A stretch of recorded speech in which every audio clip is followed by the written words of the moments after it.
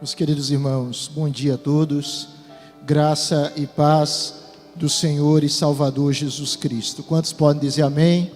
Amém, irmãos. Irmãos, a palavra de Deus nos diz, no Salmo 37, versículo 3, o seguinte: confia no Senhor e faze o bem, habita na terra e alimenta-te da verdade. E é isso que nós vamos fazer de uma maneira mais específica e coletiva nesta manhã. Nós iremos nos alimentar da verdade. Nesse mundo repleto de meias verdades, de mentiras, o Senhor nos convida a nos alimentar da sua verdade. Então eu queria convidar a todos nós estarmos atentos à exposição da palavra do Senhor. Por favor, abra sua Bíblia no Evangelho segundo Mateus, capítulo 5.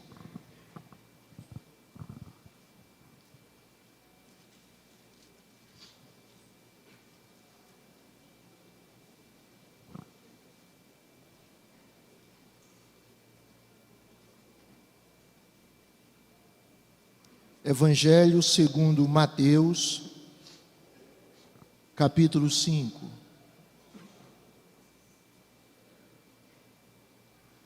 Nós iremos ler, irmãos, do verso 13 ao 16. Mateus 5, de 13 a 16.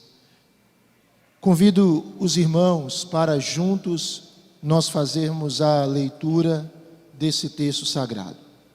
Vamos ler juntos? Mateus 5, de 13 a 16. Quantos acharam? Digam amém. Leiamos. Vós sois o sal da terra. Ora, se o sal vier a ser insípido, como lhe restaurar o sabor? Para nada mais presta, senão para, lançado fora, ser pisado pelos homens. Vós sois a luz do mundo. Não se pode esconder a cidade edificada sobre o monte, nem se acende uma candeia para colocá-la debaixo do alqueire, mas no velador, e alumia a todos os que se encontram na casa. Assim brilhe também a vossa luz diante dos homens, para que vejam as vossas boas obras e glorifiquem a vosso Pai que está nos céus. Amém. Ó Senhor, nós te louvamos por estarmos aqui.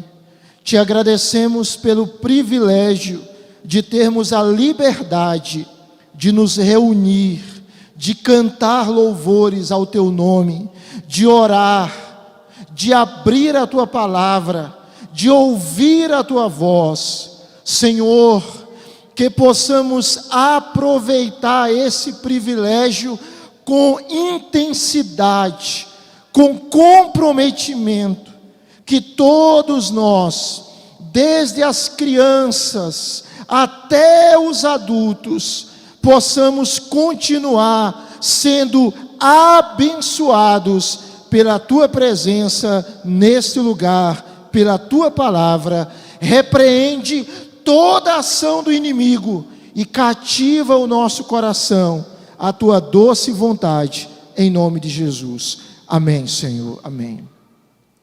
Irmãos queridos, nós vivemos numa sociedade de falsos paradigmas, de falsos modelos.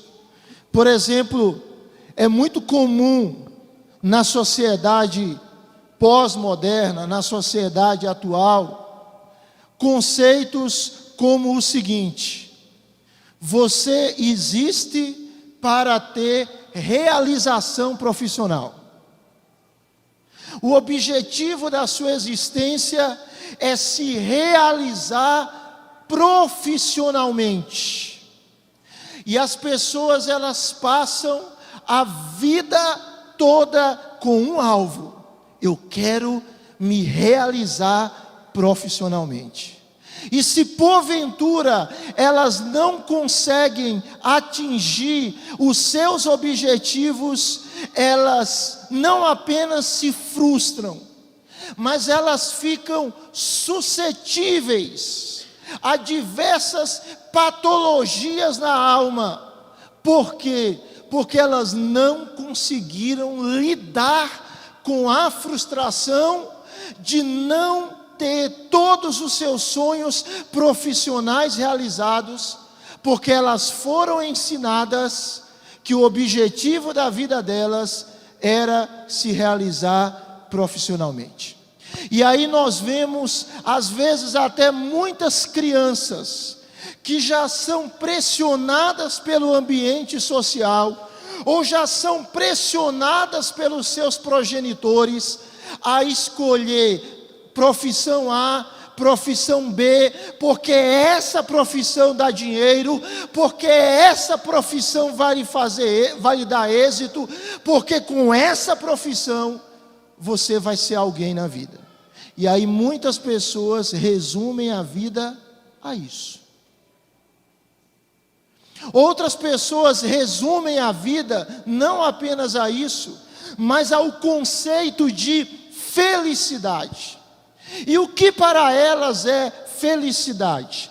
Felicidade para elas é o desfrutar de tudo o que o seu coração deseja, de tudo o que a sua alma anseia. E aí elas casam. E elas criam o paradigma de que o objetivo do casamento para elas é produzir felicidade. E elas casam porque elas dizem: eu tenho direito de ser feliz. Mas aí elas descobrem que duas pessoas pecadoras têm inadequações, que duas pessoas pecadoras precisam se ajustar, que dois pecadores têm limites, têm falhas e que precisam da graça de Deus. E aí elas não conseguem lidar com as inadequações do casamento e elas dizem: eu quero me separar. Na verdade eu me casei porque eu tenho o direito de ser feliz, mas agora eu quero me separar porque eu tenho o direito de ser feliz. São os falsos paradigmas, são os falsos modelos, aquela ideia de que a vida se resume a realização profissional e felicidade. É claro que você pode até ter realização profissional. É claro que a minha oração é que Deus dê a homens e mulheres realização profissional. Mas o objetivo maior disso não sou eu, não é você, é a glória de Deus, é o louvor de Deus, é a honra de Deus. É claro que nós podemos desfrutar de felicidade, é claro que nós podemos ter momentos alegres, só que a felicidade não se desfruta nos banquetes do pecado. A verdadeira felicidade se desfruta na presença de Deus. E aí o que acontece? O que acontece é que pessoas, às vezes pessoas até cristãs, elas começam a viver um subcristianismo. Elas começam a achar que elas são cristãs porque elas acreditam na verdade. Elas são cristãs porque elas acreditam na Bíblia. Elas são cristãs porque elas professam a fé evangélica. Mas ser cristão é tudo isso, mas é mais do que isso. E algumas pessoas nessa nesta caminhada, elas vão perdendo o objetivo da vida delas. Elas vão perdendo o alvo da vida delas, que é glorificar a Deus. Como é comum, irmãos, como é comum. Nós nascemos, nós crescemos, e nós começamos a vivenciar uma rotina pesada. Por exemplo, eu tenho 2 filhos, todo mundo sabe. Daniel, no curso dele, no nível dele, ainda é razoavelmente leve. Mas para Alice, que já fez 12 anos, já é puxado. Exige mais dela. São mais atividades, são mais tarefas, são mais coisas que ela precisa fazer. E isso é normal. Mas o problema é quando a gente vive a vida assim. A gente diz, eu sou cristão. Eu sou cristão. E aí a gente começa a crescer. E a gente diz, são muitas ocupações na minha vida.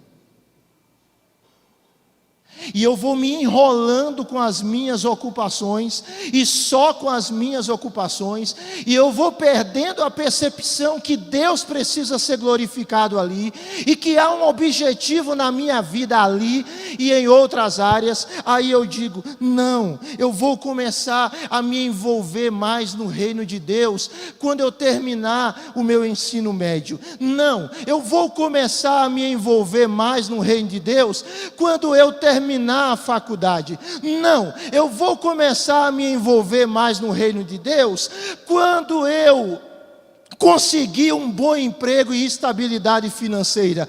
Não, eu vou começar a me envolver mais no reino de Deus quando eu tiver filhos e eles estiverem grandes e já estiverem bem locados em áreas, em segmentos do mercado. Não, eu vou começar a me envolver mais no reino de Deus quando eu me aposentar. E aí a vida passa. E quando ele é jovem, ele não se compromete com o reino de Deus, porque ele está com a faculdade, porque ele está com o trabalho, porque ele está com os sonhos dos concursos, os sonhos do emprego. E quando ele chega a uma idade de estabilidade financeira, ele diz, agora é a minha hora de descansar. Deixa a moçada fazer. Deixa os outros se envolverem. Agora é o meu direito descansar. E a gente perde a concepção de que a nossa vida, seja criança, seja adolescente, jovem e adulto, seja já idoso, ela tem um objetivo.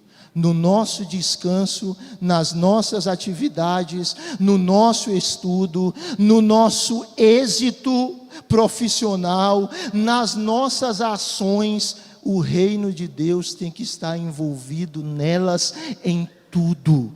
E a igreja de Cristo e a identidade nossa como igreja de Cristo não pode ser esquecida. O texto que nós lemos, irmãos, o Senhor Jesus está no Sermão do Monte, aquilo que nós conhecemos como Sermão da Montanha. E Jesus, ele falou sobre as bem-aventuranças do verso 1 ao verso 12, que descrevem o caráter do cristão. A partir do verso 13 ao verso 16, Jesus traz 2 metáforas. Olha aí na sua Bíblia. São 2 metáforas que descrevem a influência do cristão.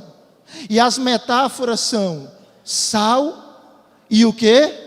E luz. Pode deixar o texto bíblico aí, por favor. Sal e luz. Essas são as 2 metáforas. Jesus usa essas 2 figuras domésticas, porque toda a casa, naquela época, como também toda a casa hoje, tem sal e luz.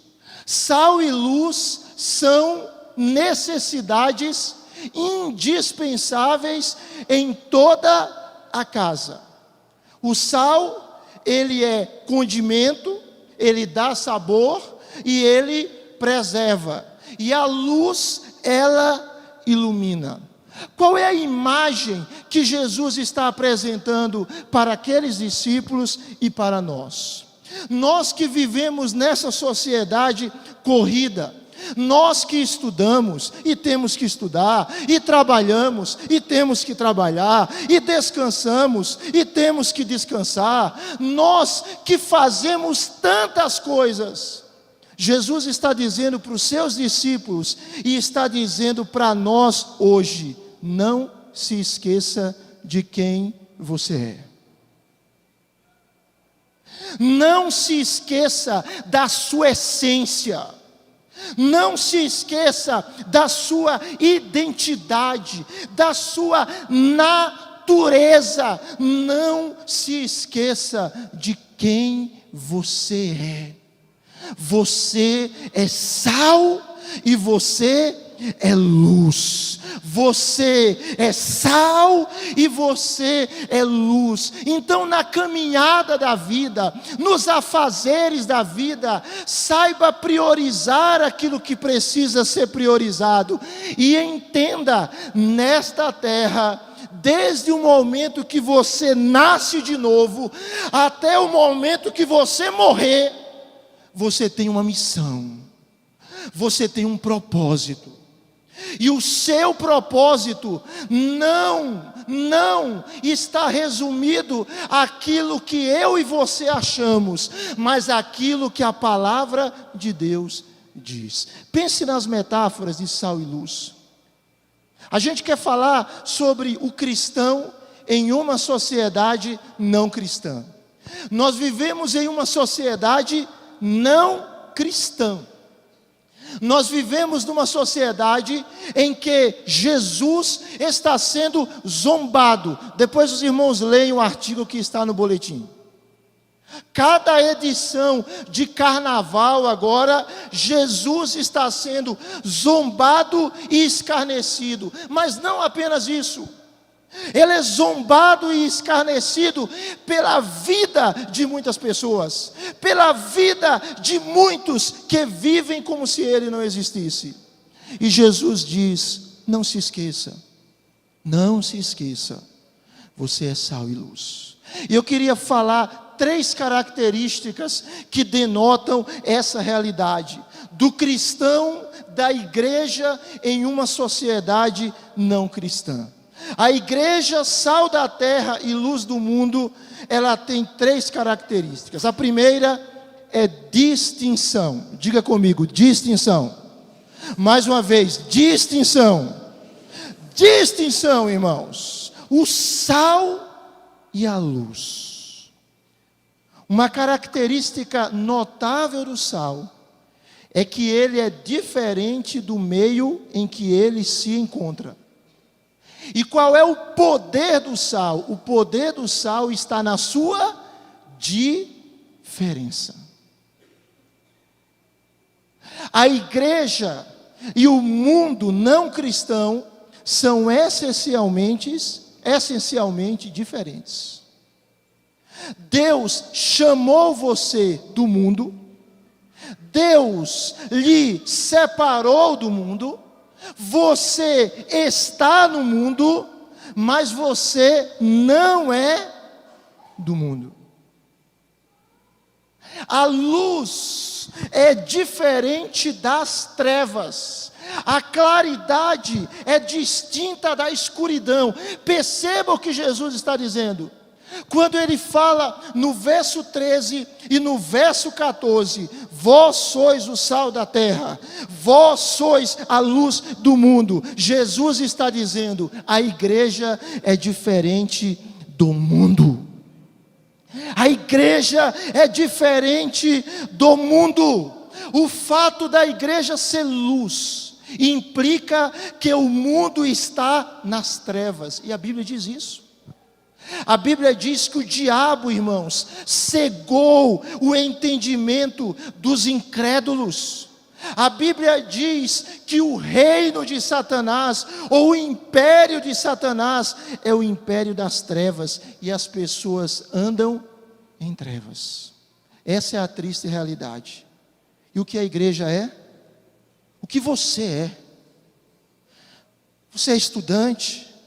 Você está desempregado, está empregado, é profissional de sucesso, é profissional com mais ou menos sucesso, é estudante, nem começou a estudar, já terminou as suas atividades e agora está desfrutando da aposentadoria. Não importa a fase de vida que você esteja, que eu esteja, Deus está dizendo para nós que nós somos diferentes do mundo. O mundo ganha dinheiro para quê? Não, eu vou ganhar dinheiro porque o dinheiro vai me dar felicidade, o dinheiro vai me dar êxito, o dinheiro vai me dar conhecimento, o dinheiro vai me dar fama, o dinheiro vai me fazer ser reconhecido. O crente ganha dinheiro e ele pensa: por que Deus me deu a oportunidade de ganhar dinheiro? Ou muito ou pouco. Por quê? Por quê? Por que Deus lhe dá dinheiro? É para você se sustentar? É para você manter você e sua família? Mas é só para isso? Se é só para isso, a visão da gente é igual à visão de um ímpio. Se a gente acha que ganhar dinheiro é simplesmente para nos dar um conforto, para a gente ter uma casa bonita, para a gente desfrutar dos melhores restaurantes e dizer obrigado, Senhor, a nossa visão está muito parecida com a do ímpio. Só que a gente bota o Senhor, o verniz do Senhor na nossa visão, como se isso pudesse cristianizá-la, e não a cristianiza. Nós ganhamos dinheiro, como nós fazemos qualquer outra coisa, para que Deus seja honrado, para que Deus seja glorificado, para que Deus seja exaltado. Presta atenção, meu irmão, Deus coloca recursos na sua mão. Ore: Deus, por que o Senhor está colocando isso? O que o Senhor quer fazer com isso? Como é que eu posso usar isso? Como é que eu posso ser mais útil para a humanidade nisso? Como é que eu posso ser mais útil para a igreja nisso? Como é que eu posso ser mais útil para o reino de Deus nisso? Como é que eu posso ser mais útil para os pobres nisso? É assim que pensa o crente. A igreja está entendendo o que eu estou falando? É cosmovisão, irmãos. O problema é que a gente é tão enxertado e encharcado com a visão do mundo, que a visão do mundo às vezes entra dentro da gente, e a gente diz: eu creio em Cristo, eu sou cristão, mas a gente começa a absorver conceitos que o mundo absorve. Sal e luz é distinto. O crente não vive fazendo bullying nos seus coleguinhas na escola. Por quê? Porque ele é crente. Ele não vive ofendendo as outras pessoas. Por quê? Porque ele é crente. O crente, irmãos, antigamente as vestes eram para quê? Qual é o objetivo da veste? Alô? O objetivo da veste é o quê? Cobrir. E hoje o objetivo de muitas vestes é o quê? Mostrar. O crente, ele se veste decentemente, ele se veste para cobrir, ele não se veste para mostrar. Por quê? Porque ele é crente. Mas por que ele faz isso? É por um mero legalismo? Não, é porque ele entende que o corpo dele é templo do Espírito Santo, e quem tem que ver o corpo dele é o marido dele e a esposa dele, e não o mundo. E não a internet, porque ele é crente. É simples assim. O crente, ele busca usar, inclusive, as redes sociais para a glória de Deus, porque ele é crente, irmãos. As postagens dele glorificam a Deus, porque ele é crente. Ele é sal e ele é luz, ele é crente. É isso que Jesus está dizendo, irmãos. É isso que Jesus está dizendo. Jesus está dizendo: viva a sua vida nessa terra. Você faz as suas atividades, você exerce as suas funções, você exerce a sua vocação como estudante, como profissional, como trabalhador, como marido, como esposa, etc. Mas lembre, você é diferente do mundo. Porque eu lhe salvei, porque eu lhe remi, porque eu lhe transformei. Sal é diferente da carne, é diferente do alimento. Luz é diferente das trevas. Jesus está dizendo: você é distinto. Quantos estão entendendo? Digo amém. Segundo lugar, sal e luz envolve não apenas distinção, mas envolve interação. Diga comigo, interação. Mais uma vez, interação. Para que serve um sal no saleiro? Serve para quê? Nem para tirar foto, né? Quem tira foto de sal? Para que serve uma luz debaixo da mesa? Para nada. Uma luz apagada? Para nada. Jesus está trazendo essas duas metáforas para dizer o seguinte: o sal precisa entrar em contato com aquilo que é salgado para exercer o seu papel. A igreja não é sal no saleiro, a igreja é sal da terra. Veja bem, irmãos, Deus não lhe salvou para você se isolar. Deus não lhe salvou para você se afastar de todo mundo. Não. Deus não lhe salvou para que você seja um antissocial. Não. William Barclay, ele diz que a luz tem 3 funções. Primeiro, ser vista por todos. Segundo, servir de guia. E terceiro, servir como advertência. Assim como o sal precisa estar na comida para ser útil, a luz para ser útil não pode ser escondida. Veja a imagem que Jesus traz no texto. Jesus traz uma imagem no texto que diz assim, verso 13: se o sal vier a ser insípido, como lhe restaurar o sabor? Ele não serve mais. Ele é diferente da carne. Terminou o carnaval agora, irmãos. Por que crente não deve ir para carnaval? Por que crente não vai para carnaval? Hein, irmãos? Porque o objetivo do carnaval é festejar a carne, o nome já diz. O objetivo do carnaval é dar vazão a todos os apetites da carne. E sabe quem se alimenta da carne pecaminosa? O diabo. Há uma ação maligna no carnaval. As cidades, de uma maneira intencional, abrem as suas portas para que as pessoas deem vazão a todos os seus desejos malignos. Por isso que crente não vai para carnaval. Porque carnaval não glorifica a Deus. Você acha que Jesus está presente abençoando o carnaval? Você acha que ele está ali? Você acha que ele está ali mesmo? Mas olha o texto. O texto vai mostrar no verso de número 14 que não se pode esconder a cidade edificada sobre o quê? Sobre o quê, irmãos? Olha na sua Bíblia, sobre o quê? Um monte. Nós sabemos o que é isso. Porque nós moramos numa cidade linda, edificada sobre 7 colinas. Então nós sabemos o que é cidade edificada sobre um monte. Jesus diz: não se acende uma candeia para colocá-la debaixo do alqueire. Não. O que Jesus está dizendo é que ser cristão numa sociedade não cristã, irmãos, envolve interação.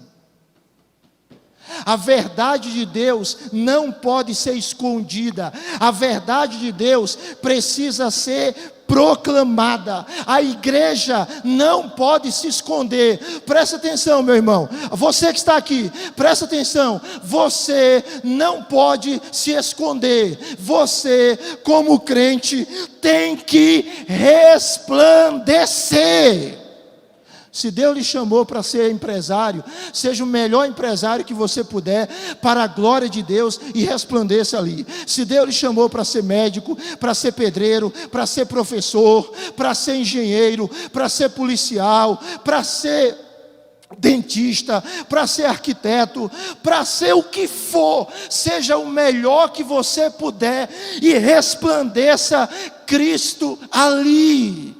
Se Deus lhe chamou para ser político, seja um político honesto, pague o preço, seja íntegro, sofra pelo Evangelho e seja luz ali. É esse o chamado de Deus para nós. A igreja não pode se esconder. Sabe por quê? Porque o mundo está apodrecendo e a igreja é o sal. O mundo está em trevas,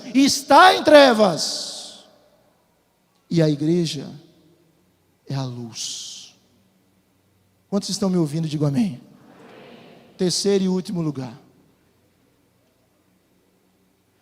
Quando Jesus traça essa imagem do cristão numa sociedade não cristã, Jesus está mostrando a distinção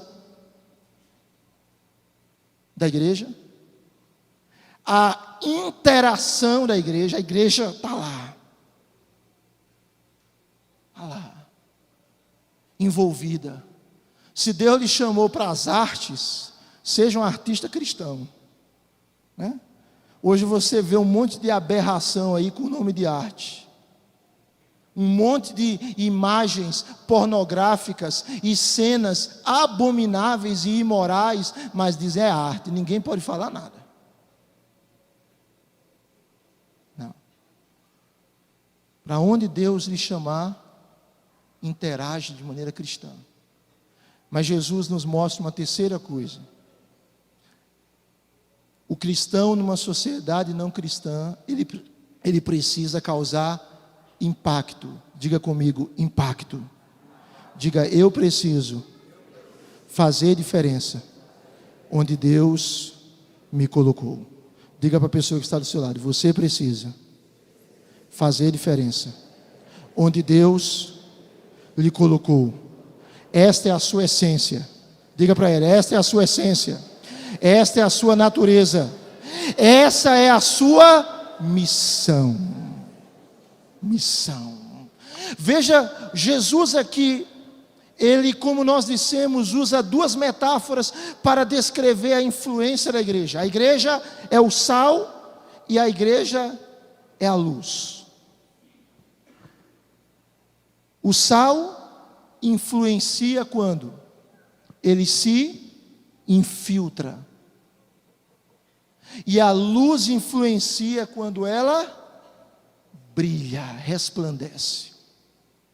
Como nós dissemos, o sal é um condimento, ele dá sabor. O sal é um antisséptico, ele inibe a decomposição. O sal tem essas duas funções primordiais. Se você tem uma carne de sol, a famosa carne de sol, e você tem sal na sua casa, mas você não usa naquela carne, para que serve aquele sal? Para nada. Vai fazer um feijão, claro que existem as pessoas com pressão alta e aí precisam regular isso, é claro. E não coloca sal, para que serve aquele sal? Para nada. Uma luz apagada não serve para nada. Mas quando você coloca o sal na comida, faz diferença. Não faz diferença? Porque é o sal. É impossível você colocar sal numa comida e a comida ficar do mesmo jeito. A comida vai ter o seu sabor realçado. É impossível você iluminar uma rua, uma casa, e ela continuar do mesmo jeito. Por quê? Porque uma luz faz diferença. Eu sei bem o que é isso. A minha rua, por exemplo, tem 3 postes. Os 3 estão apagados há mais de 3 semanas. Não é legal? Mas deixa isso para lá. Vamos voltar para aqui. Então, o fato é que o sal faz diferença e a luz também faz diferença. Onde eles estiverem, eles vão fazer diferença. O que Jesus está dizendo é: eu chamei vocês e eu dei poder a vocês. Assim como o sal salga e assim como a luz ilumina, eu dei poder a vocês. Presta atenção, meu irmão. Você recebeu o poder de Deus para onde você estiver, você fazer diferença. Amém, irmãos? Deus lhe deu esse poder. Deus lhe deu esse poder. Para ser um pobre crente abençoado e para ser um rico crente abençoado. Deus lhe deu esse poder. Deus lhe deu essa graça.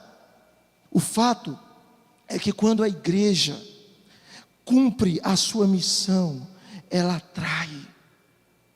A igreja como um sal, presta atenção, ela deve interromper, ou pelo menos retardar, a putrefação da sociedade. O Brasil precisa ser um país melhor, sabe por quê? Porque tem muito crente no Brasil. Então ele precisa ser um país melhor. Garanhuns precisa ser uma cidade melhor, sabe por quê? Porque tem muito crente em Garanhuns. Tem muito servo de Deus em diferentes segmentos da sociedade aqui nessa cidade. O sal interrompe ou pelo menos retarda a corrupção social. E a luz faz o quê? Ela desfaz as trevas. E o que é a luz do cristão? Olhe na sua Bíblia aí, por favor, verso 16. O que é a luz do cristão? Diz assim: assim brilhe, vamos ler juntos? Assim brilhe também a vossa luz diante dos homens, para que vejam as vossas boas obras e glorifiquem a vosso Pai que está nos céus. O que é a nossa luz? São as nossas boas obras. E o que são as nossas boas obras? As boas obras é tudo o que nós fazemos e dizemos por sermos cristãos. As boas obras é tudo o que nós fazemos em Cristo, para Cristo e para a glória de Cristo. As boas obras é isso. Então, a prática do amor, a prática da bondade, a prática da longanimidade, a prática da evangelização, da proclamação da verdade, isso são boas obras. E Jesus está dizendo: brilhe a vossa luz diante dos homens, para que vejam as vossas boas obras e glorifiquem ao vosso Pai que estás nos céus. Queria caminhar para o final. Você sabe quantas pessoas eu estou colocando por baixo no mundo que não conhecem a Cristo, que não são salvas, e que se nós cremos no Evangelho, e se nós cremos que o Evangelho é a verdade, nós sabemos que essas pessoas nesse estado vão para o inferno? Eu vou lhe dizer, há mais de 4,5 bilhões de pessoas. Você entende o que é isso? Mais de 4,5 bilhão de pessoas, bilhões de pessoas estão condenadas ao inferno, se não receberem a Cristo. E Deus está chamando para onde nós estamos, ou onde Ele quiser nos enviar, a pensar nisso. Eu preciso abençoar. Todos nós sabemos como é que funciona Cuba. Cuba é um sistema comunista, socialista, e como todo sistema comunista, socialista, ditatorial. Mas Deus está fazendo algo lá em Cuba. David Platt, ele comenta no seu livro Radical, como retirar ou resgatando a sua fé de um cristianismo impotente. Esse livro aqui, fantástico esse livro. Resgatando a sua fé de um cristianismo impotente. E aí ele comenta de uma igreja que ele visitou lá em Cuba, uma igreja pequena, em termos de pessoas reunidas, porque não pode ter grandes templos lá em Cuba. E aí ele comenta que aquela igreja, aquela única igreja, pequena e pobre, ela tinha plantado 60 outras igrejas.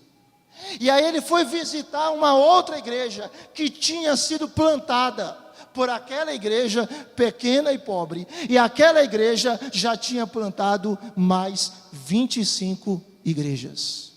Sabe o que significa isso, irmãos? Isso significa que ninguém nem nada detém o Evangelho de Cristo.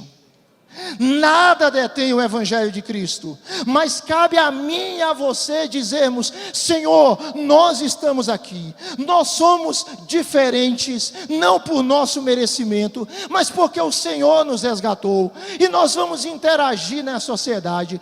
A gente vai descansar, a gente vai brincar, a gente vai trabalhar, a gente vai estudar, a gente vai interagir com as pessoas, a gente vai cumprir a nossa vocação nessa terra, para a glória do Senhor. Nós não vamos ser um gueto, nós vamos nesta terra fazermos diferença. E a gente precisa pensar, e a gente precisa avaliar, e a gente precisa dizer: Deus, usa a minha vida, usa a minha história. Queria terminar com uma historinha. Eu não vou entrar nos méritos da questão, mas uma história de pessoas que entenderam que precisavam ser sal e ser luz. Presta atenção, irmão. Sal e luz, presta atenção, olha para mim. Sal e luz serve se for gasto. Para que serve sal e luz que não são gastos? Serve para quê? Para nada. Você é sal e você é luz. Olha para mim, meu irmão, minha irmã, meu amado irmão e irmã, servo do Senhor. Presta atenção. A sua vida e a minha vida serve quando a gente gasta ela para o propósito que Deus quer.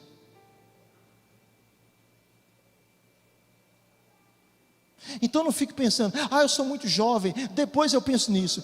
Eu sou muito velho, depois eu penso nisso. Você tem que pensar nisso, é hoje, é amanhã e é todo dia. Porque sal e luz só servem se forem gastos. A nossa vida foi posta por Deus nessa terra, e nós vamos ter a eternidade inteira para desfrutarmos do descanso do Senhor, da bondade do Senhor, da plena felicidade do Senhor, da plena satisfação do Senhor, a eternidade inteira. Não desperdice a sua vida vivendo ela do seu jeito. Use a sua vida vivendo ela do jeito que Deus quer. Como Deus quer que eu use a minha vida, como Deus quer que eu use a minha aposentadoria, como Deus quer que eu use o meu estudo, como Deus quer que eu use o meu trabalho. O que é que Deus quer que eu faça? E aí conta uma história, e eu termino com essa história, uma história em Nova Orleans. Nova Orleans é uma cidade americana caracterizada muito pelo sincretismo religioso. Então, aí você simplesmente vê lá adivinhadores, você vê a prática de voodoo, a prática de magias, várias coisas. E tem um bairro lá chamado Bairro Francês. E naquele bairro francês há uma fila de mesas e de pessoas lendo as mãos e adivinhando o futuro dos outros. E nós sabemos que isso é um engano. E ali estavam dois servos de Deus, e eles disseram: como é que a gente vai alcançar essa cidade? Como é que você alcança uma cidade? E eu não vou entrar no mérito da questão, mas só você pensar. Como é que você alcança uma cidade dominada pelo ocultismo, pela adivinhação, pelo espiritismo, pela bruxaria? Como é que você atinge um bairro em que milhares de pessoas vão para as mesas? E eles tiveram uma ideia. E tinha lá uma rainha uma entidade espiritual, e eles disseram: nós vamos colocar uma mesa ao lado da mesa dessa rainha aqui. Olha a coragem. Em alguns lugares eles seriam destroçados e criticados ao extremo. E eles disseram: a gente precisa alcançar. Então eles colocaram uma mesa, colocaram uma toalha e colocaram uma vela. Em si, você pode fazer a associação, mas em si, né? A gente tem uma mesa, tem toalha e tem vela quando vai comemorar aniversário. E eles disseram: a gente precisa entrar nesse negócio aqui. E aí eles escreveram assim, com letras maiúsculas: nós adivinhamos o seu futuro de graça. E as pessoas olhavam, porque todas as pessoas pagavam para ter o seu futuro adivinhado. E aí eles colocaram: nós adivinhamos o seu futuro de graça. E as pessoas chegavam e eles disseram o seguinte: nós não iríamos ler as mãos das pessoas, porque aí já era exagero. Mas as pessoas chegavam e diziam: como é que vai ser o meu futuro? E eles apresentavam Cristo para as pessoas. Eles apresentavam que aquelas pessoas poderiam ter um futuro glorioso e maravilhoso, um futuro lindo, se aquelas pessoas, e somente se aquelas pessoas, tivessem as suas vidas entregues e rendidas a Cristo. Eu não quero entrar nos méritos da questão, mas eu quero lhe dizer o seguinte: o mundo está apodrecendo, e o mundo está em trevas, e Deus lhe chama para ser sal desse mundo que apodrece e luz para esse mundo que está em trevas. Vamos ficar de pé, irmãos, vamos orar.